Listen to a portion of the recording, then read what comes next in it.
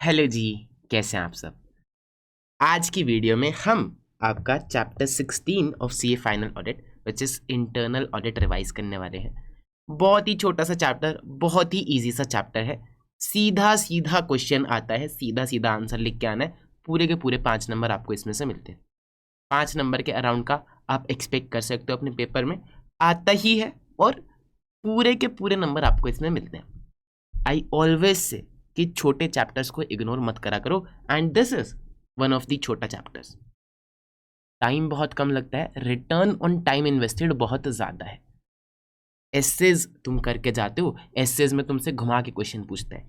इस चैप्टर में सीधा सीधा क्वेश्चन पूछता है। 80 to 85% of the questions in छोटे चैप्टर्स में से सीधा सीधा डायरेक्ट आता है, लेकिन तुम लिख नहीं पाते। क्यों? क्योंकि तुमने इसको पहले इग्नोर कर रखा है। सारी दुनिया बोलती है कि एसेज इंपॉर्टेंट है, एसेज इंपॉर्टेंट है, एसेज इंपॉर्टेंट है। तुम सारा टाइम एसेज में लगा देते हो, छोटे चैप्टर्स पर ध्यान ही नहीं देते। वेरी वेरी इग्नोर्ड पार्ट, लेकिन वेरी वेरी इंपॉर्टेंट पार्ट। अगर तुम सिर्फ छोटे चैप्टर्स जैसे कि चैप्टर 16 इंटरनल ऑडिट हो गया, ESG SDG हो गया, है ना, ग्रुप ऑडिट्स वाला चैप्टर हो गया, डिजिटल ऑडिट हो गया, PSU हो गया, ये छोटे छोटे छोटे छोटे चैप्टर्स अगर तुम कर लो ना, तो मेरा एक फेवरेट डायलॉग है कि बेटा 4 4 करके ही 40 बनते हैं। और ये चैप्टर ही तुम्हें वो 4 4 4 नंबर जोड़ के देंगे, बता रहा हूं मैं तुम्हें। These chapters will make the difference between who passes and who fails। बात समझ में आती?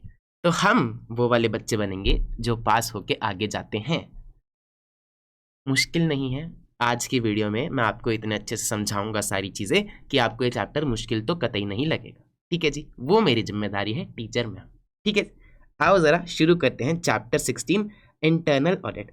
इंटरनल ऑडिटर के बारे में तुम लोगों को क्या पता है, मुझे बताओ। एक होता है स्टैट्यूटरी ऑडिटर, जो सारे एसेज में हम पढ़ते हैं। हम स्टैट्यूटरी ऑडिट करने जाते हैं, क्यों? क्योंकि हमें शेयर होल्डर्स को तसल्ली देनी है। शेयर होल्डर्स को मैनेजमेंट पे भरोसा नहीं है, तो हम प्लानिंग करते हैं, एग्जीक्यूशन करते हैं, रिस्क असेसमेंट करते हैं, एविडेंस इकट्ठा करते हैं, रिपोर्ट देते हैं, ताकि शेयर होल्डर्स को भरोसा हो सके। ठीक है, वो होती है स्टैट्यूटरी ऑडिट, जिसपे एसए 200 से लेके एसए 700 वाली सीरीज रिपोर्ट देने तक हम सारी बातें करते हैं।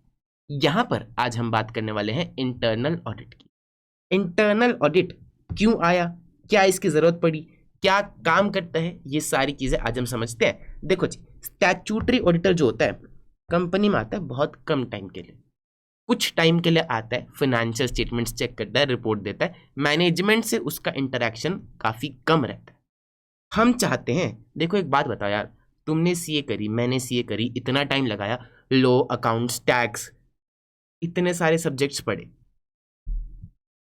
फिर हम सीए बनेंगे, ऑडिट करेंगे, अलग अलग इंडस्ट्रीज में जाएंगे, इतनी सारी इंडस्ट्रीज को समझेंगे, उनके बिजनेसेस को समझेंगे, उनकी मैनेजमेंट से CFO CEO लेवल वाले लोगों से बातचीत करेंगे, तो क्या हमारे अंदर बिजनेस को बड़ा करने की समझ डेवलप हो जाएगी? बिल्कुल हो जाएगी।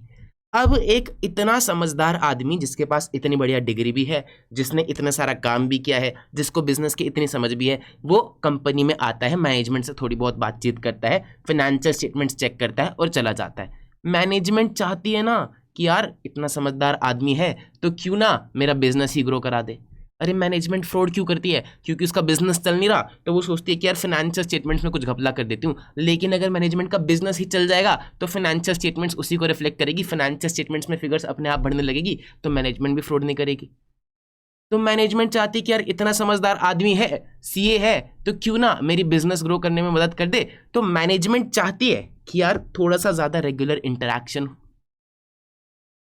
स्टैट्यूटरी ऑडिटर जो होता है is concerned only about the financial statements and books of accounts. उसका इधर उधर बिजनेस से कोई लेना देना नहीं है। अगर बिजनेस में 200 करोड़ का लॉस है और उन्होंने फाइनेंशियल स्टेटमेंट्स में दिखा दिया 200 करोड़ का लॉस है, तो स्टैट्यूटरी ऑडिटर बोलेगा बहुत बढ़िया, very good, true and fair view. लेकिन मैनेजमेंट चाहती है कि कोई उसे बताए उसके बिजनेस के बारे में भी, उससे भी थोड़ा मतलब रखे, प्रोसेस से, रिस्क से, थोड़ा ये सारी चीजों के बारे में भी उनको गाइड करे। फिर स्टैट्यूटरी ऑडिटर सीधा स्टेक होल्डर्स को रिपोर्ट करता है, शेयर होल्डर्स को रिपोर्ट करता है, लेकिन मैनेजमेंट चाहती है कि कोई उन्हें बताए, उन्हें सजेशंस दे। स्टैट्यूटरी ऑडिटर बहुत ज़्यादा सैम्पल बेसिस पे काम करता है, लेकिन मैनेजमेंट चाहती है कि कोई थोड़ा सा डिटेल में चेकिंग करे, थोड़ा सा और अच्छे से उनके बिजनेस को समझे, उनको सजेशंस दे। स्टैट्यूटरी ऑडिटर सिर्फ फाइनेंशियल स्टेटमेंट्स पे ओपिनियन देता है। मैनेजमेंट चाहती है कि बिजनेस के इंप्रूवमेंट एरियाज पर फोकस करा जाए, ग्रोथ पर फोकस करा जाए, कोई तो हो हमें गाइड करने वाला। तो उनका मसीहा बन के आता है इंटरनल ऑडिटर। इंटरनल ऑडिटर ना सिर्फ फाइनेंशियल स्टेटमेंट से बल्कि बिजनेस से भी कंसर्न होता है, और मेजरली बिजनेस से कंसर्न होता है। इंटरनल ऑडिटर जब जाता है ना, तो बिजनेस की हर एक प्रोसेस को देखता है, उसके कंट्रोल्स को देखता है। इंटरनल कंट्रोल्स को स्टैट्यूटरी ऑडिटर भी देखता है, लेकिन कौन से इंटरनल कंट्रोल्स? जो सिर्फ फाइनेंशियल स्टेटमेंट से रिलेटेड होते हैं, जिनका इम्पैक्ट फाइनेंशियल स्टेटमेंट्स पे आ रहा होता है। कंपनी में सामान अंदर आता है तो क्वालिटी चेक होती है कि नहीं होती, स्टैट्यूटरी ऑडिटर को कोई मतलब नहीं है। कंपनी में सामान अंदर आता है तो गुड्स गेट एंट्री नोट बनाया जाता है कि नहीं बनाया जाता, मैच करा जाता है कि नहीं बनाया जाता, स्टैट्यूटरी ऑडिटर को कोई मतलब नहीं है। सेग्रीगेशन ऑफ ड्यूटीज कर रखी है कि नहीं कर रखी, स्टैट्यूटरी ऑडिटर को बहुत ज्यादा मतलब नहीं है। सिक्योरिटी गार्ड खड़ा है कि नहीं खड़ा, स्टैट्यूटरी ऑडिटर को बहुत ज्यादा मतलब नहीं है। वेंडर की सिलेक्शन प्रोसेस, अलग अलग वेंडर से कॉम्पिटिटिव कोड्स मंगाए गए कि नहीं मंगाए गए, उनको कंपेयर किया गया कि नहीं किया गया, स्टैट्यूटरी ऑडिटर को कोई मतलब नहीं है। उसको सिर्फ मतलब है कि जैसा बिजनेस चल रहा है वैसा फाइनेंशियल स्टेटमेंट्स में दिखना चाहिए। लेकिन इंटरनल ऑडिटर ये सारी चीजें कंसिडरेशन में लेता है। उसको मतलब है कि भाई प्रोसेस ओरिएंटेड बिजनेस है कि पीपल ओरिएंटेड बिजनेस है। लाओ मैं तुम्हें दिखाता हूँ, जरा स्टैट्यूटरी ऑडिटर की रिपोर्ट दिखाता हूँ ताकि तुम्हें और बेहतर तरीके से समझ में आए। देखो, ये एक स्टैट्यूटरी ऑडिटर है, ये एक इंटरनल ऑडिटर है। स्टैट्यूटरी ऑडिटर की रिपोर्ट तुमने देखी है ना, मैंने तुम्हें दिखाई थी SS 700 वाली सीरीज में, किस तरह की होती है। ये देखो इंटरनल ऑडिटर की रिपोर्ट कैसी सी है, PPT बना के दे रखी है, प्रेजेंटेशन बना के दे रखी है, जिसमें उन्होंने बता रखा है। वो वाला सेम फॉर्मेट नहीं है, इसमें कोई खास फॉर्मेटिंग की जरूरत नहीं होती, इसमें हम अपने हिसाब से दे सकते हैं। ठीक है, तो इन्होंने देखो क्या कर रखा है, इन्होंने बता रखा है types of content of an SOP document. ये कह रहा है बेसिकली ये इंटरनल ऑडिटर एक कंपनी का ऑडिट करने गए थे, जहां पे इन्होंने देखा कि कंपनी जब सामान मंगाती है या सामान बेचती है, तो जो लॉजिस्टिक सर्विस प्रोवाइडर है, जो सामान को एक्चुअली में लेके जाता है, लेके आता है, उसके सिलेक्शन की कोई प्रोसेस ही नहीं है।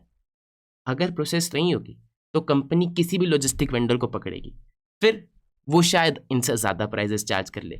ना कंपनी ने उनके साथ कोई अग्रीमेंट कर रखे, तो वो प्राइस भी ज़्यादा चार्ज कर सकता है और टाइम भी डिले कर सकता है, सामान लेके जाने का, सामान लेके आने का, है ना। तो बहुत सारी दिक्कतें होती हैं, और इससे क्या होता है, पीपल डिपेंडेंट प्रोसेसेस बनती है कि भैया अब मैं अगर कंपनी में 10 साल से काम कर रहा हूँ, तो मुझे पता है कि भैया बैंगलोर में सामान बेचना है तो ये वेंडर बढ़िया है, और दिल्ली में सामान बेचना है तो वो वेंडर बढ़िया है। लेकिन अगर मैं कंपनी में से छोड़ के चला गया, तो फिर कोई नया बंदा आएगा, उसको ये सारा एक्सपीरियंस गेन करने में फिर टाइम लगेगा, इतने टाइम में वो गलतियां करेगा, टाइम डिले होगा, कंपनी का नाम खराब होगा, कॉस्टिंग ज़्यादा आएगी। तो हम चाहते हैं किसी भी बिजनेस को बड़ा करने के लिए कि हमारा बिजनेस पीपल डिपेंडेंट नहीं, प्रोसेस डिपेंडेंट बने। बात समझ में आती? तो ये सारी चीज़ें सजेस्ट करता है स्टैट्यूटरी ऑडिटर। देखो, इन्होंने ऑब्जर्वेशन दी है, our review of logistic and distribution process noted that currently there is no document policies and procedure with regard to logistic service provider selection। ना ही आपने कोई पैरामीटर डिसाइड करके कि भैया किस बेस पे मैं अपने लॉजिस्टिक वाले को सेलेक्ट करूंगा। अब ये बात देखो कि स्टैट्यूटरी ऑडिटर को कोई मतलब नहीं होता इससे। अगर तुमने सामान भिजवाया, तुमने पैसे दिए और फाइनेंशियल स्टेटमेंट में दिखा रखे हैं, तो स्टैट्यूटरी ऑडिटर बोलेगा ट्रू एंड फेयर व्यू, कोई दिक्कत नहीं। लेकिन इंटरनल ऑडिटर बोलता है नहीं साहब, पीपल डिपेंडेंट प्रोसेसेस है, आपको एक प्रोसेस बनाना चाहिए, आपको सही से सिलेक्शन करना चाहिए ताकि आपका टाइम कम लगे, बिजनेस स्मूथली चलता रहे, पैसे भी बचे। पीपल डिपेंडेंट प्रोसेसेस नहीं, हमको प्रोसेस डिपेंडेंट बिजनेस बनाना है। ठीक है जी। रिकमेंडेशन भी दी इन्होंने कि एक पॉलिसी बनाओ, प्रोसीजर बनाओ, जिसमें आप सही से उसको सिलेक्ट करो कि उसकी एक्टिविटीज देखो, कौन बंदा इसके लिए रिस्पॉन्सिबल होगा, पूरा उस चीज डॉक्यूमेंट में लिखो। देखो, इन्होंने लिख रखा है यहाँ पे कि आपने पेमेंट करी है लॉजिस्टिक सर्विस प्रोवाइडर को without a valid documented rate. अगर डॉक्यूमेंटेड रेट नहीं होंगे तो वो कभी कम मांगेगा, कभी ज़्यादा मांगेगा, और मोस्ट ऑफन देन नॉट ज़्यादा ही मांगेगा। उससे क्या होगा, आप हाइयर रेट पे सर्विस लोगे। इससे बढ़िया पहले ही एग्रीमेंट कर लेते, जब आपको पता है कि भैया आपका रोज का काम है सामान भिजवाना ही भिजवाना, तो आप पहले ही एग्रीमेंट कर लो, सेम रेट पे आपका प्राइस चलता रहेगा, है ना।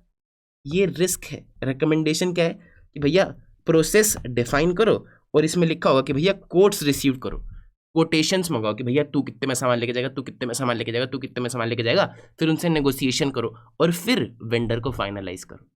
ऐसे आपके पैसे बचेंगे। बात समझ में आ रही है? अब इन्होंने कितने पैसे दिए? 38 लाख रुपए दिए। इनका थोड़ी ना 100-200 रुपए का शिपिंग चार्ज लग रहा है, 38 लाख रुपए का लग रहा है। तो अगर ये कोटेशंस मंगाएंगे, नेगोशिएशन करेंगे, कंपेयर करेंगे, तो इनके 4-5 लाख रुपए तो ऐसे ही बच जाएंगे। बात समझ में आती है? बेसिकली ये होती है एक इंटरनल ऑडिट रिपोर्ट, जहां पर वो ऑब्जर्वेशन लिखते हैं कि हमने क्या नोटिस किया, रिस्क लिखते हैं कि भैया ये चीज आपके बिजनेस में नहीं है तो इसकी वजह से ये रिस्क आ रहा है, और रिकमेंडेशंस देते हैं। फिर रिकमेंडेशंस जब मैनेजमेंट को बताते हैं, डिस्कशन करते हैं, तो उनके साथ एक टाइमलाइन अग्री करते हैं कि सर इस रिकमेंडेशन को आप अपने बिजनेस में कब तक इंप्लीमेंट करोगे।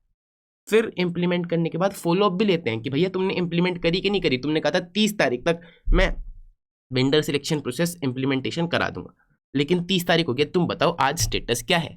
कर दी तो बहुत बढ़िया, पॉइंट क्लोज कर लेते हैं। नहीं करी तो हम उसमें फर्दर ऑब्जर्वेशन डालेंगे और ऊपर board of director audit committee को बताएंगे। ये होता है एक इंटरनल ऑडिटर का कॉन्सेप्ट।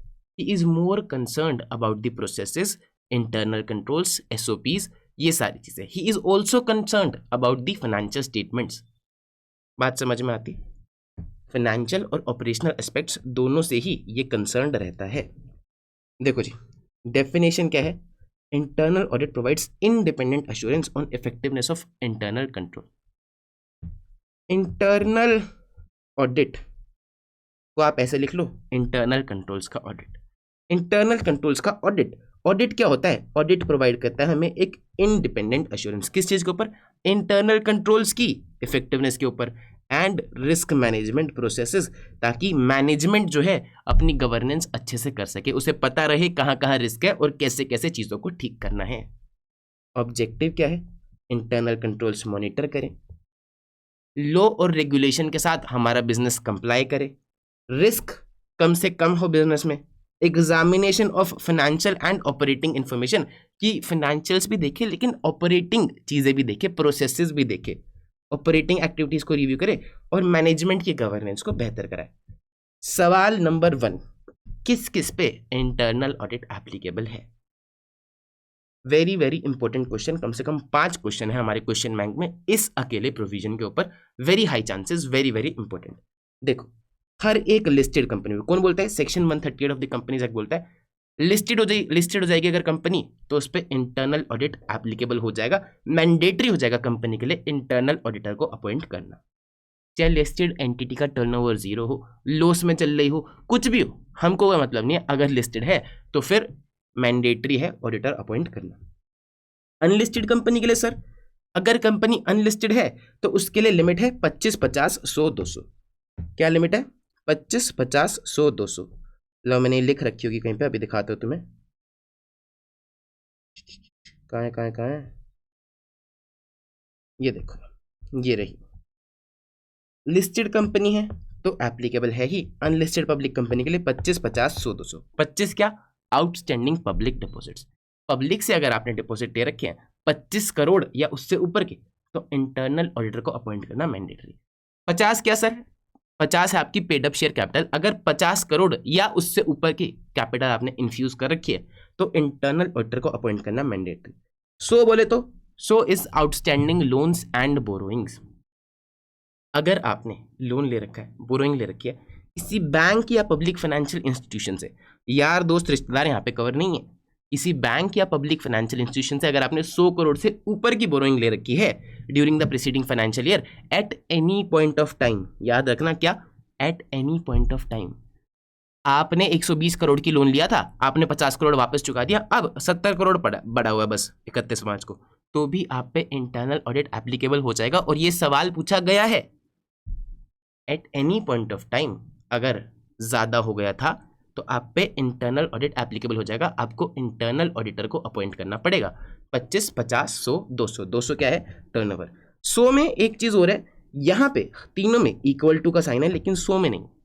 तो अगर एग्जैक्टली 100 करोड़ आपने उधार लिया था तो इंटरनल ऑडिटर को अपॉइंट करना मैंडेटरी नहीं है। 100 करोड़ से ऊपर लिया था, 101 करोड़ या 100 करोड़ प्लस 1 रुपया भी ऊपर लिया था, तो आपको इंटरनल ऑडिटर अपॉइंट करना मैंडेटरी।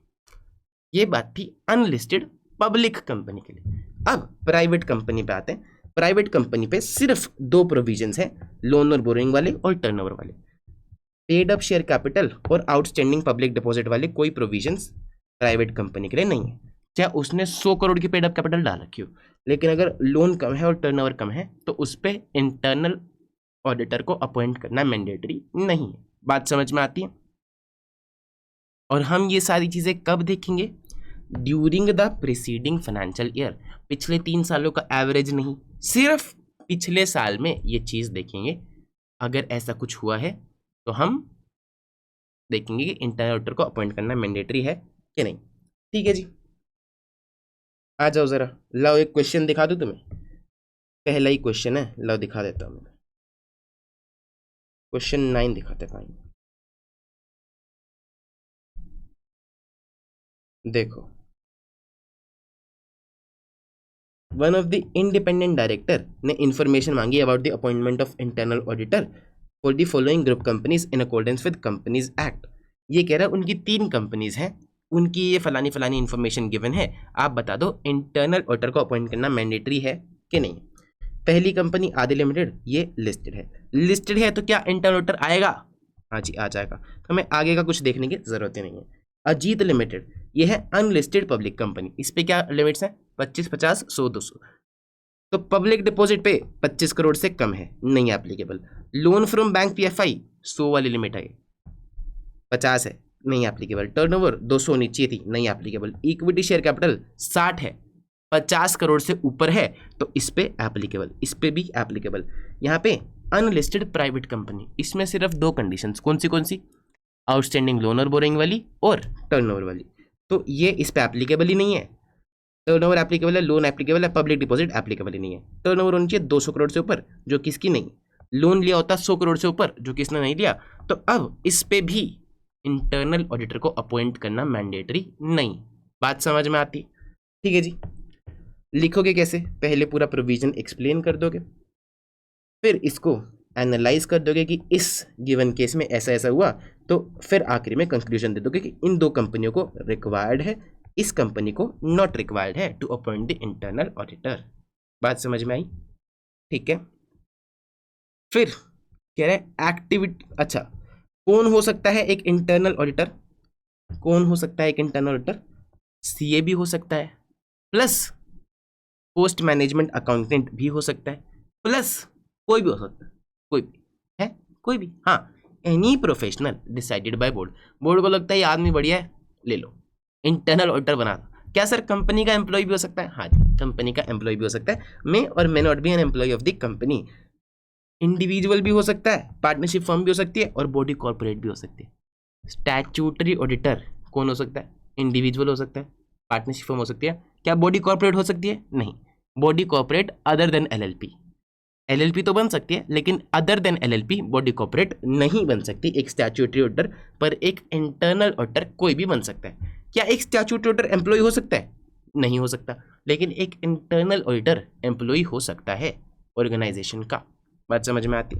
ठीक है जी, इंपॉर्टेंट है, इसको भी ध्यान में रखना। फिर ये बोलता है activities performed by internal audit function. एक इंटरनल ऑडिट फंक्शन क्या क्या एक्टिविटीज परफॉर्म करेगा, लाओ दिखाता हूं। ये एक्टिविटीज परफॉर्म करेगा एक इंटरनल ऑडिट फंक्शन। सबसे पहले तो वो अपना स्कोप डिसाइड करेगा कि मैं क्या क्या चीज़ें कवर करने वाला हूँ।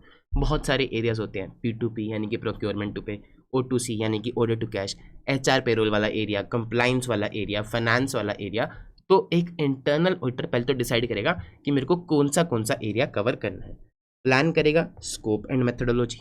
फिर हर एक ऑडिट में क्या होता है? Planning, execution and reporting.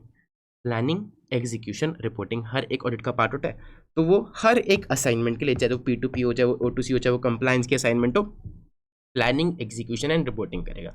फिर हम बात कर रहे हैं इंटरनल ऑडिट फंक्शन की, यानी कि कंपनी ने अपने अंदर एक डिपार्टमेंट बनाया इंटरनल ऑडिट के लिए, उसका नाम होता है इंटरनल ऑडिट फंक्शन।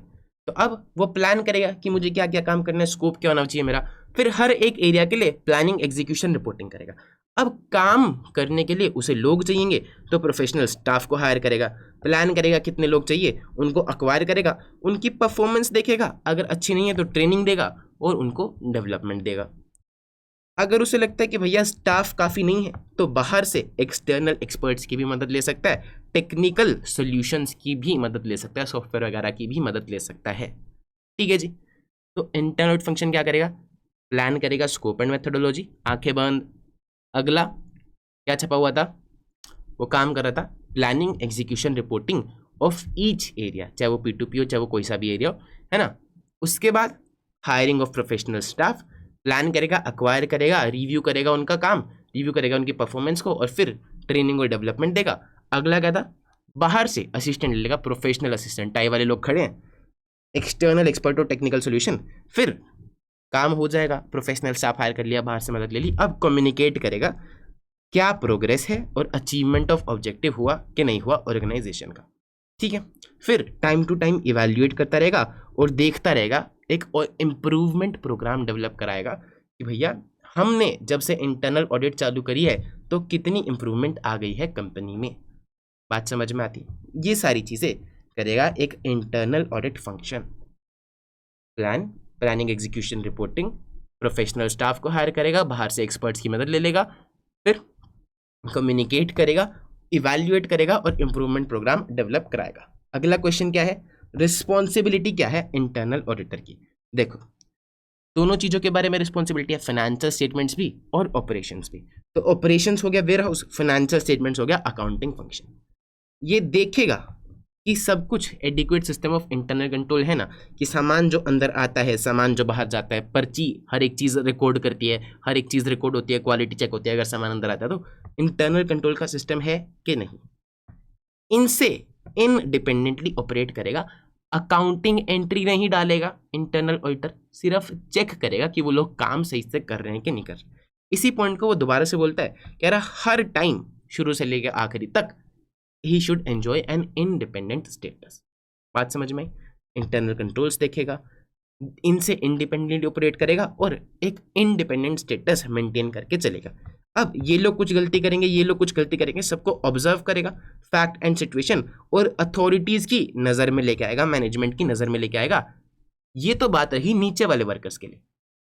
लेकिन एक इंटरनल ऑडिटर जो है, देखो ये है TCWG, ये है मैनेजमेंट, मैनेजमेंट के नीचे अलग अलग डिपार्टमेंट के लोग।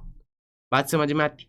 तो TCWG भी इंटरनल ऑडिटर को अपॉइंट कर सकती है कि भैया तू मैनेजमेंट और इन सब पे नज़र रख, देख कि मैनेजमेंट गवर्नेंस अच्छे से कर रही है और ये लोग काम अच्छे से कर रहे हैं कि नहीं। या फिर मैनेजमेंट भी अपॉइंट कर सकती है कि भैया तू इन सब पे नज़र रख, देख ये लोग काम अच्छे से कर रहे हैं, सब कुछ सब पे नज़र रखे हुए कि नहीं। बात समझ में? तो कोई भी इंटरनल ऑडिटर को अपॉइंट कर सकता है। यदि मैंडेटरी हो जाता है, जो हमने लिमिट्स पढ़ी, तब उसको TCWG अपॉइंट करते हैं। तो अब अगर इंटरनल ऑडिटर यहाँ पे अपॉइंट हुआ है तो इसकी ऑब्जेक्टिविटी ज़्यादा होगी। बात समझ में आई? इसको मैनेजमेंट डरा धमका नहीं पाएगी कि भैया तेरी सैलरी काट देंगे, तेरा बोनस काट देंगे, वर्सेज यहाँ वाले को, क्योंकि ये मैनेजमेंट से नीचे है, मैनेजमेंट को रिपोर्ट करता है, तो इस इंटरनल ऑडिटर को मैनेजमेंट डरा धमका पाएगी, चुप करा पाएगी, इन्फ्लुएंस कर पाएगी। बात समझ में आती है? तो पॉइंट मेरा ये था कि मैनेजमेंट के ऊपर जब इंटरनल ऑडिटर होता है तो इसके पास पावर होती है मैनेजमेंट की पॉलिसीज को चेक करने की, जज करने की। तो इनकी गलतियां ऑब्जर्व करे, fact and situation and report करे, प्लस में मैनेजमेंट की पॉलिसीज को भी क्रिटिकली अप्रेज करे और इनके साथ क्लोजली एसोसिएटेड रहे कि भैया तुम क्या कर रहे हो, तुम्हारी पॉलिसी सही है कि नहीं। पॉलिसी बनाने का काम इंटरनल ऑडिटर का नहीं है, चेंज करने का काम भी नहीं है, सजेशन दे सकता है। आज समझ में आई? ये है responsibilities of internal auditor and activities perform by internal audit function. ये वाला टॉपिक आपका हो गया, responsibilities of internal audit function हमने पढ़ ली। इंपॉर्टेंट क्वेश्चन है दोनों ही, देखो इस पे भी 2 क्वेश्चंस आए हुए हैं। क्वेश्चन पढ़ूं? ला दिखाओ, क्वेश्चन पढ़ते हैं। क्वेश्चन नंबर 12 लिखा हुआ ना, what are the responsibilities of an internal auditor with respect to accounting and financial records. क्या क्या रिस्पॉन्सिबिलिटी है? देखना कि इंटरनल कंट्रोल सही से ऑपरेट हो रहे कि नहीं, इंडिपेंडेंटली ऑपरेट करना from the accounting staff at all times should enjoy an independent status, observe करे जो भी गलतियां हैं, फैक्ट एंड सिचुएशन है, और रिपोर्ट करे हायर अथॉरिटीज को, मैनेजमेंट की पॉलिसीज को क्रिटिकली अप्रेज करे, एंड लास्ट में एक क्या पॉइंट था कि उनके साथ क्लोजली एसोसिएट होकर रखे। ये 5 के 5 पॉइंट आपको मुंह जबानी याद हो गए अभी के अभी। कहा था मैंने, देखो कि डायरेक्ट क्वेश्चन आ रहा है ना। सारे मेजरली क्वेश्चंस डायरेक्ट ही हैं। आगे बढ़ो। कौन डिसाइड करेगा कि इंटरनल ऑडिटर क्या क्या चीज़ें कवर करेगा? स्कोप और ऑब्जेक्टिव इंटरनल ऑडिटर का कौन डिसाइड करेगा? ऑडिट कमिटी या बोर्ड डिसाइड करेगा इंटरनल ऑडिटर के साथ मिलके कि भाई देख ये कवर करते हैं। बात समझ में आई? Scope, functioning and methodology for conducting the audit, ये तीनों लोग आपस में मिलके बैठ के बातचीत कर लेंगे।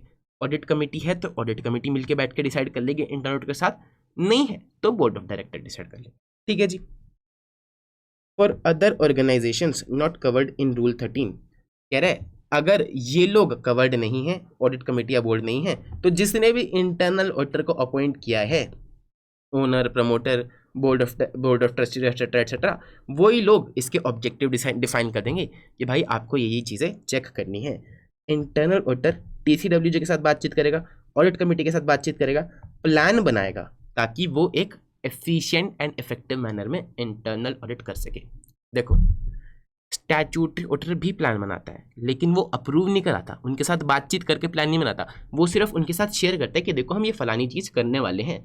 इंटरनल ऑडिटर क्योंकि इन्हीं को रिपोर्ट करता है, शेयर होल्डर्स के पास नहीं जाता, यही इन्हीं के लिए काम कर रहा है, तो वो इनके साथ मिल के प्लान बना लेता है ताकि इनकी एक्सपेक्टेशन के हिसाब से काम हो जाए। बात समझ में आई? ठीक है जी। फिर ये कह रहा है उसके प्लान में दोनों ही चीज़ें कवर होंगी, फाइनेंशियल भी ऑपरेशनल भी, ये तो तुमको समझ में आता। और वो ध्यान रखेगा कुछ कुछ चीज़ों का कि किस प्रोसेस में कितना रिस्क है, रिस्की प्रोसेस में ज़्यादा काम करेगा। Value that the internal auditor can provide to the organisation, जहाँ जहाँ पर भी उसको लगता है कि भैया कमी है, वो वहाँ पे सजेशंस देगा, वैल्यू प्रोवाइड करने की कोशिश करेगा। वो देखेगा कि किस बिजनेस प्रोसेस के लिए कितना एफर्ट इन्वॉल्व है, उसको देखना ही पड़ेगा, क्योंकि उसको प्लानिंग करनी है कि भैया कितने लोग लगाने हैं, कितनी कॉस्टिंग आनी चाहिए, कितने टाइम में हो जानी चाहिए, क्योंकि उसको सारे एरियाज को एक टाइम रेंज के अंदर कवर करके देना है। और रिस्क एपेटाइट भी देखेगा ऑर्गेनाइजेशन की कि भैया बड़ी ऑर्गेनाइजेशन, गूगल जैसी बड़ी ऑर्गेनाइजेशन रिस्क नहीं ले सकती, हर एक छोटी छोटी चीज़ उसको परफेक्ट है, क्योंकि उसके काम से हजारों लाखों लोग इम्पैक्ट होते हैं डेली। तो अगर उनके काम में कुछ गड़बड़ी आ जाएगी तो वो ये चीज़ अफोर्ड नहीं कर सकते। तो रिस्क एपेटाइट क्या है ऑर्गेनाइजेशन की वर्सेस अ स्टार्टअप, थोड़ा सा ज़्यादा रिस्क ले सकता है, थोड़े से कम कंट्रोल्स भी लगा सकता है, क्योंकि उनके पास इतने रिसोर्सेज भी नहीं है, और कुछ होगा तो संभाल लेंगे। उनके काम से लाखों लोग इम्पैक्ट नहीं होते, लेकिन गूगल के काम से करोड़ों लोग इम्पैक्ट होते हैं। इसीलिए बड़ी ऑर्गेनाइजेशन का रिस्क एपेटाइट कम होता है, छोटी का थोड़ा सा ज़्यादा होता है। ये क्वेश्चन किस तरह से पूछते हैं? Approach to prepare the internal audit plan, क्या अप्रोच रहेगी? तो आपको ये सारी चीज़ें लिख के आनी है कि भैया वो दोनों चीज़ें कवर करेगा, और कवर करते टाइम ये पांचों पॉइंट्स का ध्यान रखेगा। इंपॉर्टेंट क्वेश्चन, मार्क कर लो। फिर ये कह रहे हैं scope of internal auditors work should include a review of, internal auditor किस किस चीज़ का रिव्यू करेगा? देखो जी, हर एक ऑर्गेनाइजेशन के कुछ ऑब्जेक्टिव होते हैं। क्या ऑब्जेक्टिव होते हैं? ये हमने चैप्टर 3 में भी पढ़ा था। हर एक ऑर्गेनाइजेशन चाहती है, इसकी मैंने छोटी सी स्टोरी भी सुनाई थी आपको कि कचौड़ी का धंधा चालू करना है, बट अभी रिवीजन वीडियो में स्टोरी को छोड़ देते हैं। हर एक ऑर्गेनाइजेशन चाहती है कि फिनेंशियल रिपोर्टिंग सही हो। मान लो कि आपको अलग अलग ब्रांचेस खोलनी है ना, आप एक नया धंधा सेटअप करने वाले हो कचौड़ी का, आपको 10 ब्रांचेस खोलनी है। आप 10 के 10 ब्रांचेस पे खुद तो बैठोगे नहीं, लोगों को बैठाओगे, तो आप चाहते हो कि भैया सामने वाला मेरे को सही डेटा दे, सही फाइनेंशियल्स रिपोर्ट करे, सही relevant and reliable financial reporting हर एक ऑर्गेनाइजेशन चाहती है। आप चाहते हो कि भैया आपके ऑपरेशंस अच्छे से काम करते रहे, कहीं पे कोई दिक्कत नहीं आई कि भैया कहीं पे कचौड़ी खत्म हो गई, कहीं पे बहुत ज़्यादा ही पड़ी है, बासी पड़ी हुई है ना। तो ये सारी चीज़ों से बचना चाहते हो, आपके ऑपरेशंस स्मूथ चलते रहें। हर एक ऑर्गेनाइजेशन ये चाहती है। हर एक ऑर्गेनाइजेशन चाहती है कि भैया उसकी एसेट्स सेफ रहें, और हर एक ऑर्गेनाइजेशन ये चाहती है कि भैया लॉ और रेगुलेशन का कंप्लायंस हो। कोई भी एम्प्लॉई रूल तोड़ के काम ना करे, नियम तोड़ के काम ना करे, क्योंकि फिर सालों की गई मेहनत सिर्फ किसी एक बंदे ने नियम तोड़ा, लो रेगुलेशन का उल्लंघन किया, एक नोटिस आएगा, कंपनी बंद हो जाएगी। तो हर एक ऑर्गेनाइजेशन की 4 ऑब्जेक्टिव तो होते हैं, रिपोर्ट सही मिलती रहे, ऑपरेशंस अच्छे से चलते रहे, एसेट सेफ गार्डेड हो, और लो रेगुलेशन का कंप्लायंस हो। ऑडिटर, मैंने आपको बताया था इंटरनल ऑडिटर का क्या काम है? ऑर्गेनाइजेशन की ग्रोथ में मदद करना, उसको उसके ऑब्जेक्टिव्स अचीव करने में मदद करना। तो अब यही ऑर्गेनाइजेशन के ऑब्जेक्टिव अचीव करने में वो कैसे मदद करेगा? देखो, सबसे पहला प्रोसीजर्स, प्रोसेसेस सही चलती रहें, उसके लिए क्या चाहिए? Internal controls. तो रिव्यू करेगा इंटरनल ऑडिटर कि कंपनी ने क्या प्रोसेसेस बना रखे हैं, प्रोसीजर्स बना रखे हैं और क्या इंटरनल कंट्रोल सिस्टम बना रखे हैं। जो भी इंटरनल कंट्रोल्स लगा रखे हैं क्या उनका डिज़ाइन सही है, क्या वो काम अच्छे से कर रहे हैं कि नहीं कर रहे। उससे उसको समझ में आएगा कि भैया इंटरनल कंट्रोल्स का इन्वायरमेंट अच्छा है कि नहीं है। अगर नहीं भी है तो भी कोई बात नहीं, वो सजेशंस दे देगा कि भैया आप ऐसे ऐसे इसको ठीक कर सकते हो। फिर ध्यान में रखना कि controls should be built into the operations ताकि कॉस्ट मिनिमाइज हो सके। ऐसा नहीं होना चाहिए कि हर एक कंट्रोल, लेट्स सपोज एक कंट्रोल है ऑथराइजेशन एंड अप्रूवल कि 5 लाख से ऊपर की एंट्री मैनेजर साहब अप्रूव करेंगे, 5 लाख से नीचे वाली परचेज डिपार्टमेंट के बंदे कर सकते हैं। ये एक सिंपल सा कंट्रोल है कि भैया हाई वैल्यू आइटम ऊपर वाला आदमी अप्रूव करेगा। अब ऐसा नहीं होना चाहिए कि हर रोज वो शाम को बैठ के 2 घंटे लगा के छाट रहा है कि 5 लाख से ऊपर वाली आइटम कौन सी है तो कल मैनेजर साहब से अप्रूव करा लूँ, 5 लाख से नीचे वाली कौन सी है तो मैं आज कर देता हूँ। ये टाइम कंज्यूमिंग प्रोसेस है, सिस्टम में इनबिल्ट होना चाहिए। जैसे ही वो एंट्री डाले 5 लाख से ऊपर की एंट्री हो तो सीधा सीनियर के सिस्टम पे पहुंच जाए, उसको छाटनी ना पड़े, है ना, अपने आप सेग्रीगेट हो जाए। तो अगर कंट्रोल सिस्टम में बिल्ट इन होंगे तो ऑपरेशंस स्मूथली काम करेंगे, एफिशिएंटली काम करेंगे। फिर internal control system should be reviewed considering limitation of internal controls. इसीलिए भी रिव्यू करने चाहिए क्योंकि आपको पता है कि अगर इंटरनल कंट्रोल्स लगा दिए तो इसका मतलब ये नहीं कि 100% चीज़ें सही होंगी ही होंगी। इंटरनल कंट्रोल्स की भी खुद की लिमिटेशन होती हैं, जैसे कि कॉस्ट बेनिफिट कंपैरिजन। हम हर चीज़ के लिए तो कंट्रोल लगा भी नहीं सकते। 5,000 के पेटी कैश के लिए हम एक सॉफ्टवेयर तो नहीं खरीदेंगे जो कि 10,000 कॉस्ट करता है। बात समझ में आई। ह्यूमन एरर्स हो जाते हैं, कोल्यूजन हो जाता है कि भैया 2-3 डिपार्टमेंट के लोग आपस में मिल गए और उन्होंने सेग्रीगेशन ऑफ ड्यूटीज़ की धज्जियाँ उड़ा दी। तो कंट्रोल्स की भी अपनी लिमिटेशन है, इसीलिए भी वो ये सारी चीज़ें रिव्यू करके चलता है। तो कंट्रोल्स देखेगा, प्रोसीजर्स देखेगा और सजेस्ट करेगा कि अप्रोप्रिएट कंट्रोल्स लगा लो। फिर safeguarding of assets, auditor देखेगा कि सारी एसेट्स रिकॉर्ड की गई है ना, अप्रोप्रिएट अमाउंट और कंप्लीट एसेट्स रिकॉर्ड की जानी चाहिए। एसेट्स में क्या क्या चीज़ आएंगी, फिक्स एसेट भी आएगी, करंट एसेट भी आएगी और इंटेंजिबल एसेट भी आएगी। इन तीनों के ऊपर क्या क्या कंट्रोल्स लगा रखे हैं वो देखेगा और कंट्रोल्स में स्पेशली सेग्रीगेशन ऑफ ड्यूटीज देखेगा, इनकी एग्जिस्टेंस देखेगा कि भैया बिल्डिंग दिखा रखी है भी कि नहीं है, एग्जिस्ट करती भी कि नहीं है, इन्वेंट्री एग्जिस्ट करती भी कि नहीं है कि चोरी हो गई, है ना। तो ये सारी चीज़ें देखेगा, इंटेंजिबल एसेट भी देखेगा, कंप्लीटनेस भी चेक करेगा। फिर देखेगा कि एंटिटी लो रेगुलेशन के साथ कंप्लायंस कर रही है कि नहीं कर रही। एंटिटी के पास एक सिस्टम होना चाहिए ताकि वो लो रेगुलेशन के साथ कंप्लाई कर सके। सिस्टम क्या हो सकता है, एक सॉफ्टवेयर हो सकता है, इंटरनल कंप्लायंस का सॉफ्टवेयर हो सकता है जिसमें पॉपअप आ जाए कि भैया आपको एनवायरमेंट पोल्यूशन के लिए चालान भरना है, आपको पीएफ का चालान इस तारीख तक भरना है, तारीख से 5 दिन पहले पॉपअप आ जाए जो कि स्क्रीन पे दिखता रहे कि भैया ये काम अर्जेंट है, इसको फटाफट से कर लो। This is a control. तो ऑडिटर देखेगा कि भैया कंट्रोल लगा रखा है कि नहीं लगा रखा। अगर मान लो उस आदमी ने नहीं किया तो सॉफ्टवेयर क्या करता है कि उसके सीनियर के सिस्टम पे भेज देता है कि भैया 2 दिन रह गए, ये काम अभी तक फिनिश नहीं हुआ है, अर्जेंट बेसिस पे इसको कंप्लीट करा लो। तो सीनियर नीचे वाले को डांटता है और कंप्लीट कराता है। तो this is a kind of internal control. Auditor देखेगा कि क्या सिस्टम लगा रखा है, क्या पॉलिसीज और प्रोसीजर का टाइम टू टाइम रिव्यू होता है, उसके अंदर क्या वीकनेस है वो देखेगा और सजेस्ट करेगा रेमीडियल एक्शन कि भैया आप इसको ठीक कर सकते हो। Review of relevance and reliability of information. Auditor देखो, सारा बिजनेस, सारा कुछ आजकल डेटा पे ऑपरेट करता है। अगर अकाउंटिंग सॉफ्टवेयर से निकलने वाला डेटा ही सही नहीं है तो फिर ऑडिट करने का कोई फायदा नहीं, है ना। तो ऑडिटर देखता है, इंटरनल ऑडिटर स्पेसिफिकली देखता है कि भैया अकाउंटिंग सिस्टम सही तो है ना, टैली वगैरह इनके जो सॉफ्टवेयर हैं इनमें कोई ग्लिच तो नहीं है ना, डेटा जो आ रहा है वो रिलायबल तो है ना। कैसे देखता है, कैसे देखता है, लो मैं तुम्हें बताता हूँ कैसे देखता है। ये देखो, ये मान लो कंपनी का सिस्टम है, उसको चेक करनी है रिलायबिलिटी, ये है ऑडिटर। अब ये क्या करेगा, ये एक डमी डेटा लेके आएगा, अपना खुद का बनाया डेटा, जिसको पता है कि भैया इस डेटा को प्रोसेस करेंगे तो ये निकल के आनी चाहिए। Basically a set of general entries जिसका ट्रायल और पीएनएल ऑडिटर के पास पहले से होना चाहिए। डमी डेटा लेके आया, सिस्टम में डाला, सिस्टम आउटपुट देगा, इस आउटपुट को इस ऑलरेडी सही आउटपुट के साथ कंपेयर करेगा। अगर सही है तो उसको पता लग जाता है कि भैया अकाउंटिंग सिस्टम सारे सही काम कर रहे हैं, इंटरनल कंट्रोल सही लगा रखा है। अगर डेटा मिसमैच कर रहा है, इन्फॉर्मेशन रिपोर्ट्स मिसमैच कर रही है तो उसको पता है कि भैया अकाउंटिंग सिस्टम्स का भट्टा गोल है। बात समझ में आती है। रिव्यू करेगा relevance and reliability of information को, कि इंफॉर्मेशन सिस्टम सही और भरोसेमंद डेटा देते हैं कि नहीं, एक्यूरेट डेटा आता है कि नहीं, जो भी रिपोर्ट्स प्रोड्यूस करवाती है कंपनी क्या वो इतनी यूजफुल है भी, कॉस्ट लग रही है रिपोर्ट को प्रोड्यूस कराने की 10,000 पे, रिपोर्ट का काम आ रहा नहीं 10 रुपए का भी, क्या एक्सेप्शंस की रिपोर्टिंग होती है कि नहीं, इंटरनल ऑडिटर ये सारी चीज़ें भी देखेगा।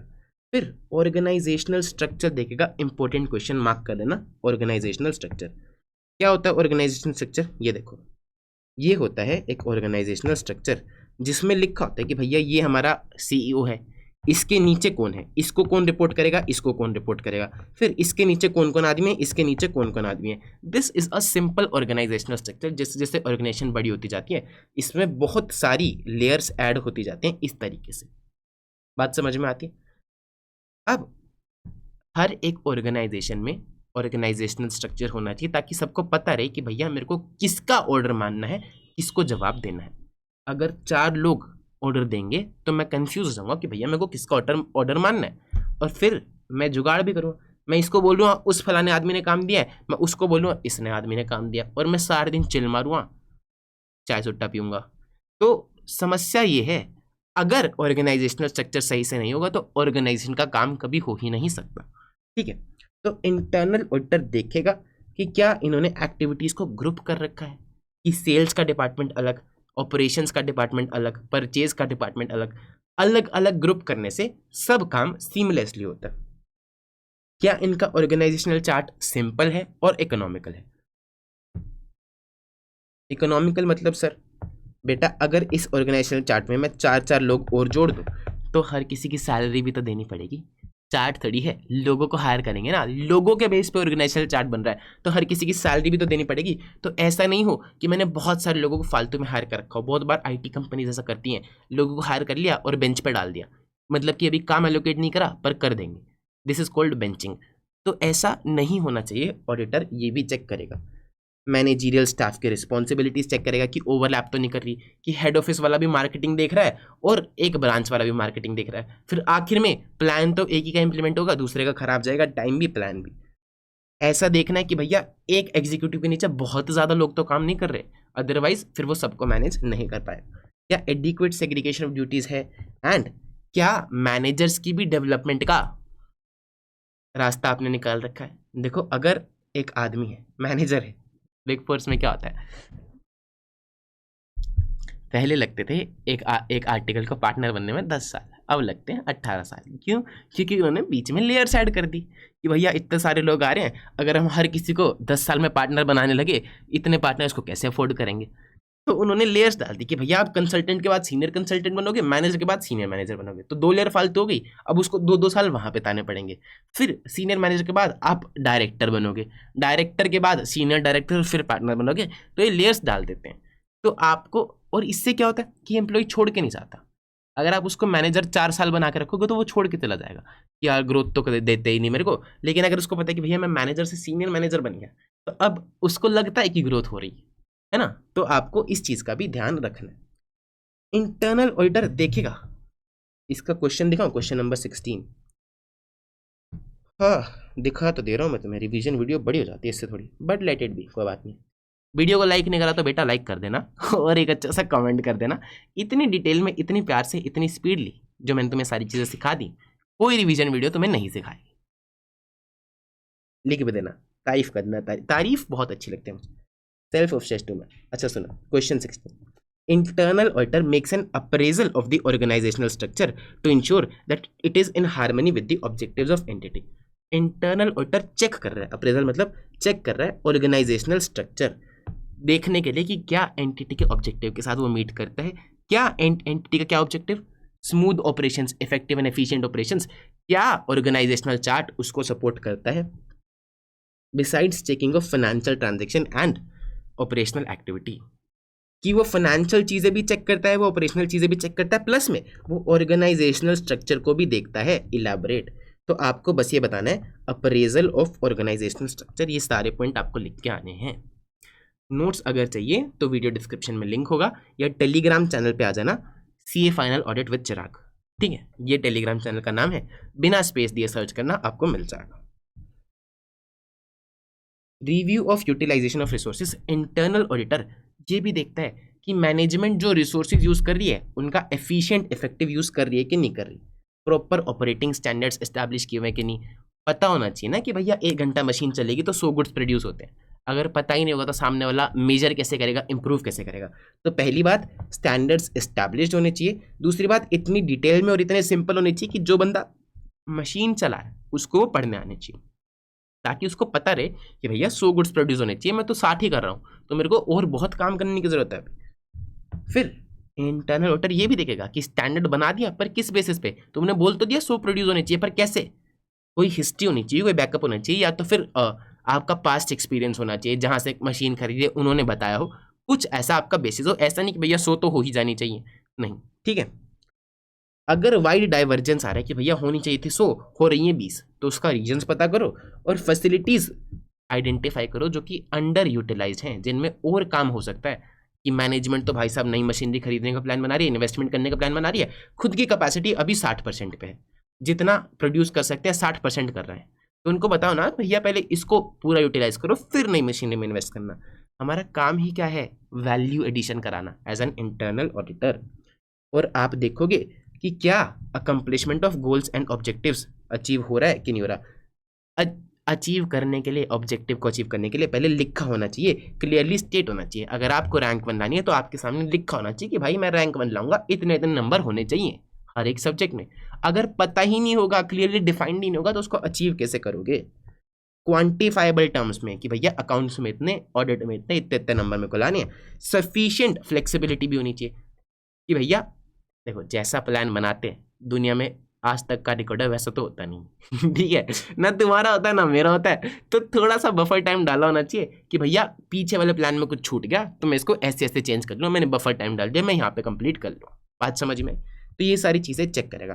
देखो क्या स्टैट्यूटरी ऑडिटर को कोई मतलब है कि रिसोर्सेज अच्छे से यूटिलाइज हो रहे कि नहीं, पूरी प्रोडक्शन कैपेसिटी बन रही है कि नहीं, उसको कोई मतलब नहीं भाई साहब।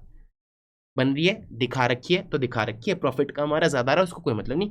एज इट इज दिखा रखा है तो उसके लिए ट्रू एंड फेयर व्यू है, उसको कोई मतलब नहीं। ऑर्गेनाइजेशन का क्या ऑब्जेक्टिव है, क्या गोल है, अचीव हो रहा है कि नहीं हो रहा, उसको सीधा सीधा मतलब है जैसा है वैसा दिखा दो फाइनेंशियल स्टेटमेंट्स में, बात खत्म।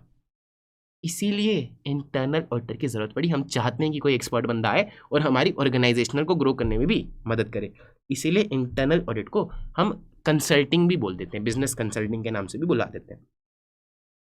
अगला टॉपिक है कोर फंडामेंटल प्रिंसिपल्स। ये कह रहा है कि इंटरनल ऑडिटर भी एक्सटर्नल ऑडिटर की तरह इंडिपेंडेंट होना चाहिए, free from any undue influences होना चाहिए। पर सर आपने तो कहा था कि वो एम्प्लॉय भी हो सकता है। हाँ जी एम्प्लॉय भी हो सकता है, लेकिन अगर इस चार्ट पे वापस आओ तो ये वाला जो इंटरनल ऑडिटर है, क्या ये मैनेजमेंट के इन्फ्लुएंस में आएगा? नहीं आएगा, इसकी बात में नहीं आएगा, क्योंकि इसका लेवल ऊपर है, ये सीधा TCWG को रिपोर्ट करता है। तो अब इंटरनल ऑडिटर इनसे इंडिपेंडेंट हो गया। बात समझ में?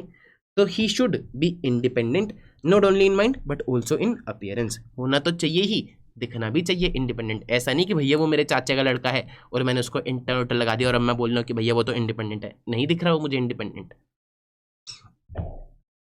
कोई भी अनड्यू प्रेशर वो ना ले कि भैया ये स्कोप होना चाहिए, ये रिपोर्ट करनी चाहिए। हमेशा अपना काम ईमानदारी के साथ करे, इंटीग्रिटी के साथ रखे और फेयर डीलिंग करे, कोई भी कॉन्फ्लिक्ट को अवॉइड करे, प्लस में ऑब्जेक्टिविटी मेंटेन करके चले कि भैया अपने अंदर से भी कोई बायस नहीं लाए कि मेरे को तो ये आदमी पसंद नहीं तो मैं इसका काम खराब करूंगा, मैं इसके लिए अच्छी रिपोर्ट नहीं दूंगा। ऐसा कुछ नहीं कर। बात समझ में?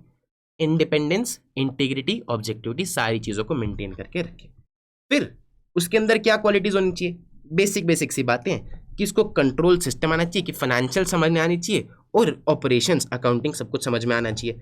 अकाउंटिंग उसको समझती हो, फाइनेंशियल स्टेटमेंट्स उसको समझती हो, ऑपरेशंस के बारे में, टेक्नोलॉजी के बारे में उसको नॉलेज हो, लॉज के बारे में, कॉस्ट अकाउंटिंग, टैक्सेशन, इन सब चीज़ों की उसको नॉलेज हो, अकाउंटिंग सॉफ्टवेयर की उसको नॉलेज हो, IT सॉफ्टवेयर की उसको नॉलेज हो, है ना, और किस टेक्निक के साथ, कौन से प्रिंसिपल्स के साथ मैनेजमेंट अपना बिजनेस ऑपरेट कर रही है, उन सब की उसको नॉलेज होनी चाहिए। अगर नॉलेज होगी तो ही तो वो काम कर पाएगा।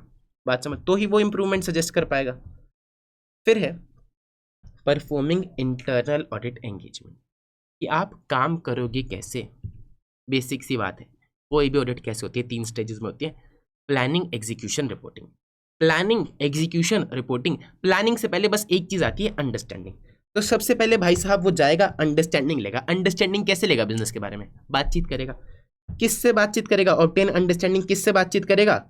की स्टेक होल्डर से, बोर्ड ऑफ डायरेक्टर से। किस चीज के बारे में? कि ऑर्गेनाइजेशन का विजन क्या है, मिशन, विजन क्या है, मिशन क्या है ना।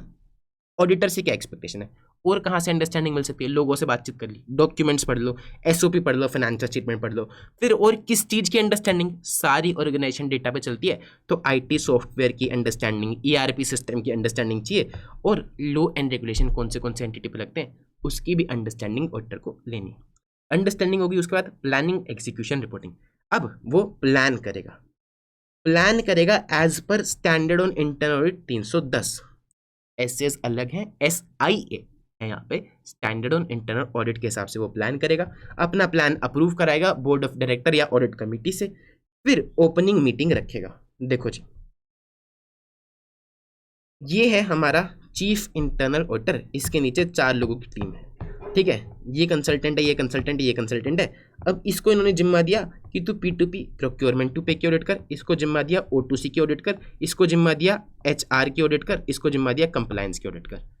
तो ये हर एक चारों लोग 4 अलग अलग डिपार्टमेंट हेड्स के साथ मीटिंग रखेंगे, जिसको नाम देते हैं ओपनिंग मीटिंग। उनको बताएंगे कि भैया हमें ये एक्सेस चाहिए। उनके साथ एक वर्क प्लान प्रिपेयर करेंगे after performing evaluation of all major risk. और फिर अपने इस प्लान को ये चारों लोग अपना अपना प्लान बनाएंगे और अपने इस प्लान को head of internal audit, chief of internal audit से अप्रूव करा देंगे।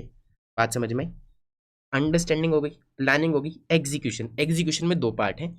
अभी तक हमने ओपनिंग मीटिंग करी, प्लानिंग कर लिया सब कुछ। अब हम डेटा लेंगे और उस पर चेक्स परफॉर्म करेंगे।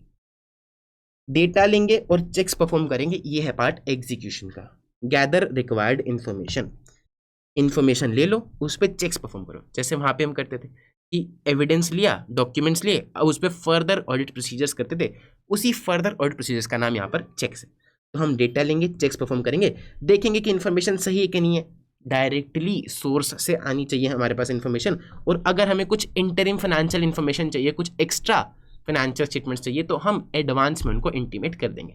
इन्फॉर्मेशन आ गई, अब आप एनालिटिकल प्रोसीजर्स परफॉर्म करो, सैंपल सिलेक्ट करो, टेस्टिंग करो, है ना, एविडेंस इकट्ठा करो, जो भी इश्यूज मिले, कंट्रोल में गैप्स मिले, उन सब की लिस्ट प्रिपेयर करो।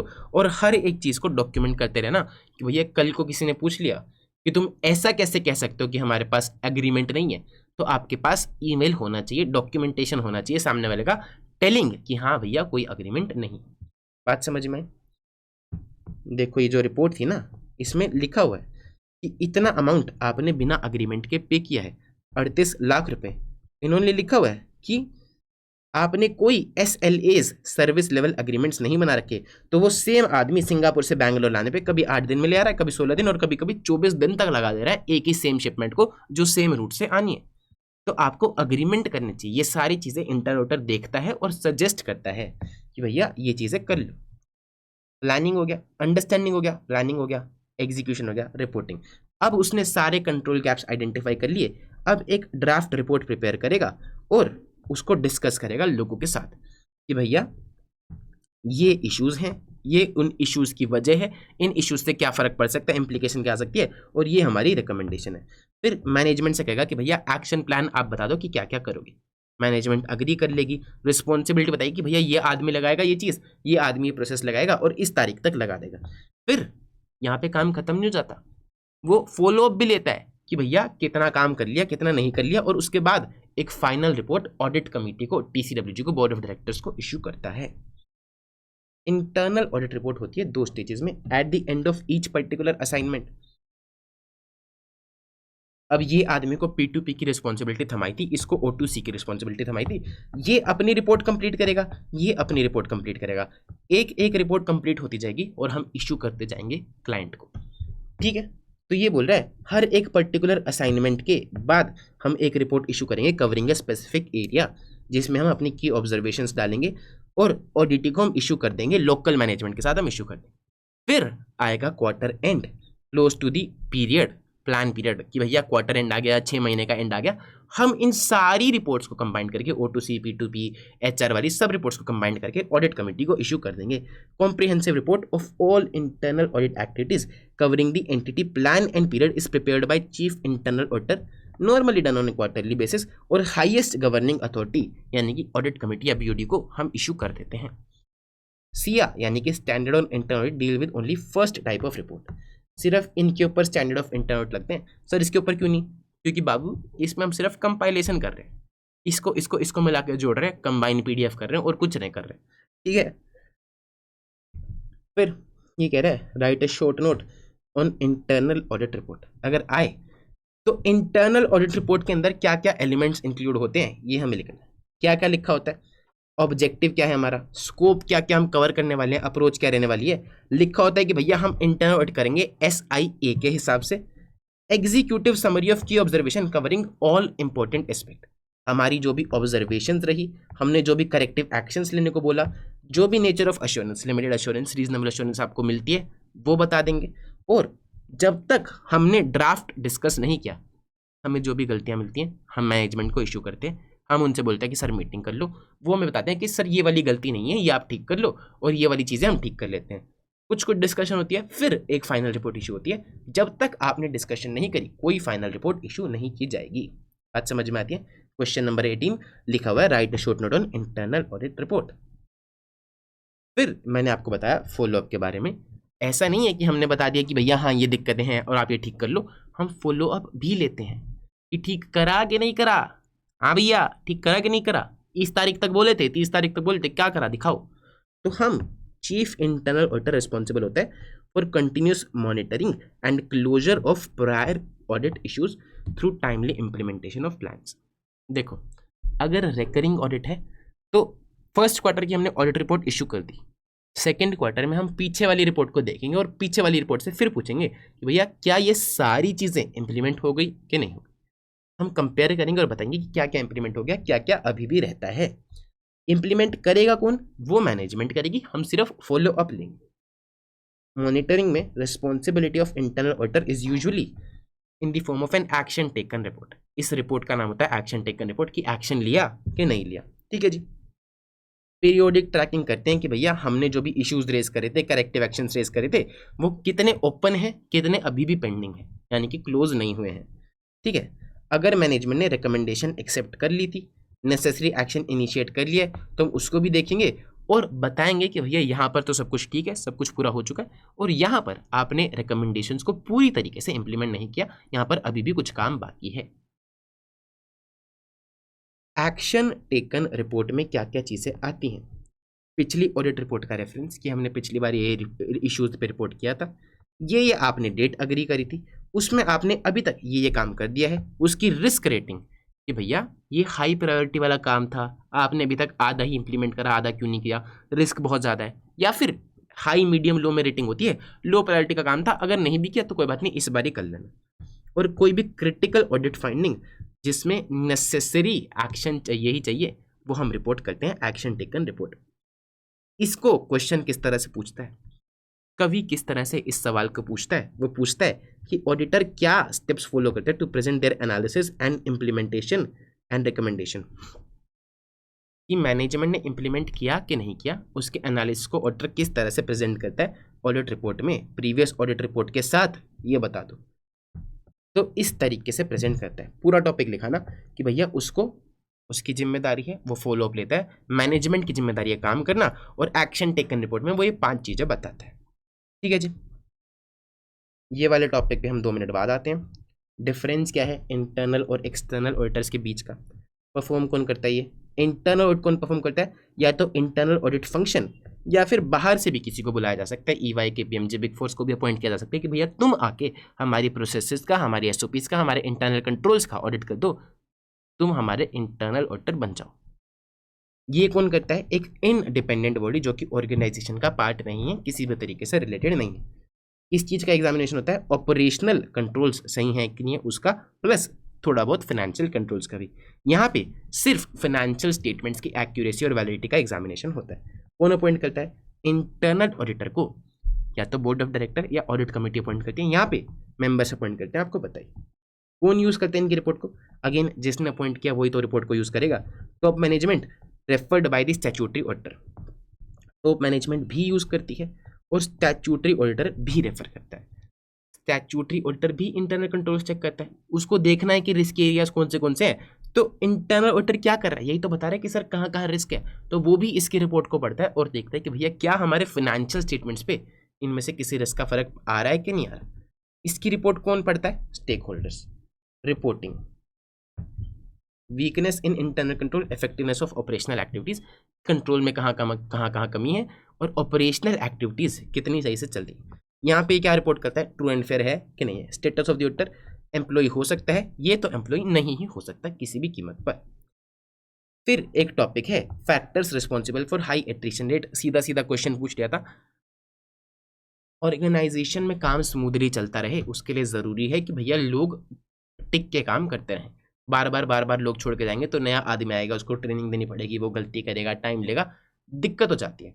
तो क्या फैक्टर्स रिस्पॉन्सिबल हैं, ये पूछा हुआ है। क्वेश्चन क्या पूछता है, कहता है कि एक मैनेजमेंट ने आपको बुलाया और वो पूछ रही है कि सर आप हमें बता दो कि बहुत लोग छोड़ के जा रहे हैं, तो क्यों छोड़ के जा रहे हैं। तो आप बता सकते हो कि भैया या तो जॉब का स्ट्रेस बहुत है, या तुम वर्क लाइफ इम्बैलेंस क्रिएट करते हो, 14 घंटे काम कराते हो, आपकी पॉलिसीज या तो गलत होंगी, या फिर आप बात तमीज से नहीं करते होंगे, गाली देके बात करते होंगे, सेफ्टी नहीं फील होती होगी एम्प्लॉइज को, यहाँ पे उनकी प्रमोशन नहीं होता होगा, उनको सैलरी कम देते होगे, स्कीम्स नहीं कि मेडिकल बेनिफिट या फिर कोई तरह की स्कीम्स आप उनको नहीं देते होगे, और या तो बहुत ज़्यादा ही लोग आपने एम्प्लॉय कर रखे हैं या फिर बहुत कम लोग एम्प्लॉय कर रखे हैं जिससे बाकियों पे प्रेशर आ रहा है। इन कारणों की वजह से एम्प्लॉयज यूजुअली छोड़ के जाते हैं। ये था आपका question 24। Audit trail, audit trail क्या होता है, audit trail is a visible trail of evidence enabling one two trace. Basically क्या होता है कि जब मैं कंप्यूटर में लॉगिन करता हूँ, मैं फलानी कोई भी एक्टिविटी करता हूँ, मैंने कोई एंट्री डाली, मैंने कोई एंट्री डिलीट करी, मैंने कोई एंट्री का अमाउंट एडजस्ट किया, वो हर एक चीज़ रिकॉर्ड होती है कि मैंने किस टाइम पे क्या एंट्री डाली, उस कितने अमाउंट की डाली, किस टाइम पे उसको एडिट किया, किस टाइम पे कौन सी एंट्री डिलीट करी, किस टाइम पे मैंने कंप्यूटर में लॉगिन किया, किस टाइम पे मैंने लॉगआउट किया, हर एक एक्टिविटी का ट्रैक मेंटेन होता है। इसको हम बोलते हैं ऑडिट ट्रेल, कि चेंजेस कब हुए, किस तारीख को हुए, किसने किए, क्या चेंज किया, कितने अमाउंट का चेंज किया, हर एक चीज़ रिकॉर्ड होती है। इसको हम बोलते हैं ऑडिट ट्रेल। क्यों होती है, क्योंकि हम नहीं चाहते कि कोई भी आदमी अनऑथोराइज्ड एक्सेस लेके किसी और का अकाउंट एडिट कर दे। मैंने किसी दूसरे आदमी से दुश्मनी निकालने के लिए उसके कस्टमर के अकाउंट में गड़बड़ी कर दी, तो अब ऑडिट ट्रेल से दिख जाएगा कि ये मेरे कंप्यूटर से एंट्री में चेंज किया गया है, तो मेरे पे जिम्मेदारी फिक्स करी जा सकती है, बैक ट्रैक किया जा सकता है। बात समझ में आई, इसलिए ऑडिट ट्रेल होती है। क्रोनोलॉजिकल रिकॉर्ड होता है चेंजेस का। लो मैं तुम्हें दिखाऊं ऑडिट ट्रेल कैसे दिखती है। ऐसे दिखती है ऑडिट ट्रेल कि ये एक बंदा है ग्रेग लैम, इसकी ये यूज़र आईडी है, इसने इस तारीख को 10 बजे सुबह लॉगिन किया। इससे पता चलता है कि भैया आपने कंप्यूटर किस टाइम खोला, ठीक है। उसके बाद इसने क्रेडिट कार्ड के एक्सपेंसेस चेक किए, इसने ये फलानी एंट्री डाली, इस क्लाइंट के लिए डाली, इतने रुपए की डाली, इस तारीख को डाली, हर एक चीज़ इसमें लिखी होती है। इसने कोई सा कस्टमर डिलीट किया, इसने कोई सा मैच चेक किया, इसने कोई क्रेडिट कार्ड एक्सपेंस डिलीट किया, हर एक कितने अमाउंट का किया, किस तारीख को किया, किस कस्टमर का किया, हर एक चीज़ लिखी होती है। ये होती है ऑडिट ट्रेल, ठीक है। तो ऑडिट ट्रेल को यूजुअली कोई भी छेड़ नहीं सकता है, सिर्फ ऑथराइज लोग ही छेड़ सकते हैं। ये एक कंट्रोल होता है। अगर ऑडिट ट्रेल हर किसी के हाथ में आ गई तो मैं पहले उसके कस्टमर के अकाउंट में छेड़छाड़ी करूंगा, फिर ऑडिट ट्रेल में दिखा दूंगा कि भैया उसने ही करा है। Big brains. तो इसीलिए ऑडिट ट्रेल में छेड़छाड़ी नहीं की जा सकती। ऑडिट ट्रेल का फीचर सारे साल फंक्शनल रहना चाहिए, डिसेबल नहीं होना चाहिए। उसके लिए कंपनी को इंटरनल कंट्रोल्स लगाने पड़ते हैं। क्या कंट्रोल्स लगाने पड़ते हैं, कंपनी को कंट्रोल्स लगाने चाहिए कि भैया फीचर डिसेबल नहीं हो, डीएक्टिवेट नहीं हो, हर किसी को अलग अलग यूजर आईडी दे और सबको समझा दे कि भैया अपनी यूजर आईडी शेयर नहीं करनी है। Changes to configuration of audit trail are authorised and logs of changes are maintained. अगर ऑडिट ट्रेल में कोई चेंज किया भी है तो उसके लॉग्स मेंटेन होने चाहिए, वो भी एंट्री आनी चाहिए कि भैया ऑडिट ट्रेल में इस आदमी ने ये चेंज किया है। एक्सेस टू ऑडिट ट्रेल हर किसी का नहीं होना चाहिए, अगर किसी के पास एक्सेस है भी तो उसके लॉग्स मेंटेन होने चाहिए, और ऑडिट ट्रेल का टाइम टू टाइम बैकअप आपको लेके रखना है। बात समझ में आती, ये सब कंट्रोल्स ऑर्गेनाइजेशन को लगा के रखने हैं। Last question is relationship between internal and external auditor. क्या रिश्ता इन दोनों के बीच का, कह रहा है दोनों का बहुत सारा काम एक जैसा सा होता है। इंटरनल कंट्रोल्स दोनों चेक करते हैं, फाइनेंशियल स्टेटमेंट दोनों चेक करते हैं, एसेट्स के बारे में दोनों लोग चेक करते हैं। देखो internal control, financial information, assets, ये दोनों ही लोग चेक करते हैं। इंटरनल ऑडिटर भी एक पार्ट है इंटरनल कंट्रोल्स का। इंटरनल कंट्रोल्स क्या होते हैं? वो चीज़ें जो ऑर्गेनाइजेशन को ऑब्जेक्टिव अचीव करने में मदद करे, फाइनेंशियल स्टेटमेंट सही बनाने में मदद करे। तो इंटरनल ऑडिटर भी तो यही कर रहा है। It is a part of internal control और स्टैट्यूटरी रिक्वायरमेंट भी है एज पर सेक्शन 138।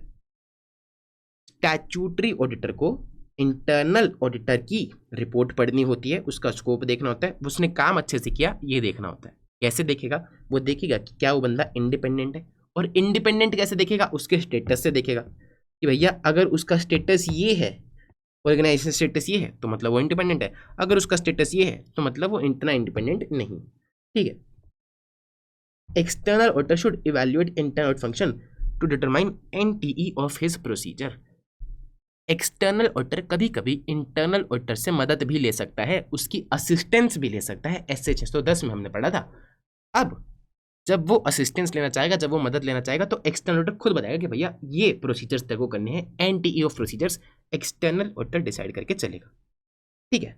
अगर वो डायरेक्ट असिस्टेंस लेता है तो वो हर एक चीज़ डॉक्यूमेंट करेगा कि क्या इंटरनल ऑडिटर की ऑब्जेक्टिविटी किसी पे तक, क्या इंटरनल ऑडिटर की ऑब्जेक्टिविटी पे किसी तरह का थ्रेट था, उस आदमी की कॉम्पिटेंस कितनी है, क्या वो बहुत एक्सपीरियंस है, क्या उसके पास कोई डिग्री है कि नहीं है, मैंने उसको कौन सा प्रोसीजर करने को बोला और क्यों बोला। हम उसको सिर्फ लोअर रिस्क वाले प्रोसीजर्स करने को बोल सकते हैं, जैसे कि इन्वेंट्री वेरिफिकेशन, जैसे कि रिटर्न टाइमली भरी, compliance with laws and regulation, ये वाले प्रोसीजर्स हम करने को बोल सकते हैं। उससे हाई रिस्क की, हाई जजमेंट वाले प्रोसीजर्स करने को नहीं बोल सकते, जैसे कि गोइंग कंसर्न असेस करने को हम उससे नहीं बोल सकते। किसने इंटरनल ऑडिटर के काम को रिव्यू किया और कितना डिटेल में किया, मैं ये डॉक्यूमेंट करूंगा। मैं उससे रिटर्न अग्रीमेंट लेता हूं कि भैया जब तक तू मेरे साथ काम कर रहा है, देखो जब भी मैं इंटरनल ऑडिटर का काम यूज़ करना चाहूँगा तो मैं मैनेजमेंट से परमिशन लूंगा और उससे बातचीत करूंगा, दोनों से रिटर्न अग्रीमेंट लूंगा। इंटरनल ऑडिटर से बोलूंगा कि भैया जो प्रोसीजर मैंने तेरे को बताया वो तू गुप्त रखेगा, किसी को बताएगा नहीं। अगर तेरी ऑब्जेक्टिविटी पे कोई खतरा आता है, कोई तेरे को डराता धमकाता है, कोई तेरे से इन्फॉर्मेशन निकलवाने की कोशिश करता है, तू आके मेरे को सीधा बताएगा। ये सारी चीज़ें मैं उससे लिखवा के ले लूँ। ठीक है। Working papers prepared by internal auditors who provided direct assistance, ये भी मैं अपनी डॉक्यूमेंटेशन में इंक्लूड करूँगा। मैंने इंटरनल ऑडिटर को 4 काम करने के लिए दिए, तो वो 4 काम के वर्किंग पेपर्स मेरी प्रॉपर्टी है, उसकी नहीं। वो मेरे लिए भी काम कर रहा है तो उसके सारे वर्किंग पेपर्स मेरे हुए। इन सब का रिकॉर्ड भी मैं मेंटेन करके रखूंगा। A review of internal function has become a statutory responsibility for the statutory auditor. External auditor review करेगा कि इनका इंटरनल ऑडिट फंक्शन कैसा है। अच्छा होगा तो एक्सटर्नल ऑडिटर के लिए रिस्क कम है चीज़ों में, फाइनेंशियल स्टेटमेंट सही होंगी, चांसेस ज़्यादा है, रिस्क की असेसमेंट कम हो जाएगी। अगर इंटरनल ऑडिट फंक्शन खराब होगा, ऑब्जेक्टिविटी नहीं होगी, इंडिपेंडेंट बिल्कुल भी नहीं होगा, तो रिस्क ज़्यादा होगा, उसको डिटेल में चेकिंग करनी पड़ेगी। This was your chapter of internal audit. I hope आपको समझ में आएगा। हमने बहुत सारी चीज़ें समझी आज इंटरनल ऑडिट के बारे में, हमने बहुत सारे क्वेश्चंस पढ़े, हमने चैप्टर को बहुत ही तरीके से, तमीज़ से, अच्छे से कर लिया। कोई भी और दिक्कत परेशानी हो, you can always message me 9817664456। Notes आपको डिस्क्रिप्शन लिंक में या फिर CA final audit with Chirag search कर लेना, टेलीग्राम पे ग्रुप मिल जाएगा, वहाँ पे मिल जाएंगे। कमेंट ज़रूर कर देना, लाइक ज़रूर कर देना, सब्सक्राइब ज़रूर कर लेना। मैं मिलता हूँ तुमसे अगली वीडियो में। ज़रूर बताना कि कौन से चैप्टर की अगली वीडियो चाहिए, तो मैं वो लेके आऊँगा। ठीक है जी, bye bye, take care and as always love you ढेर सारा, बाय बाय।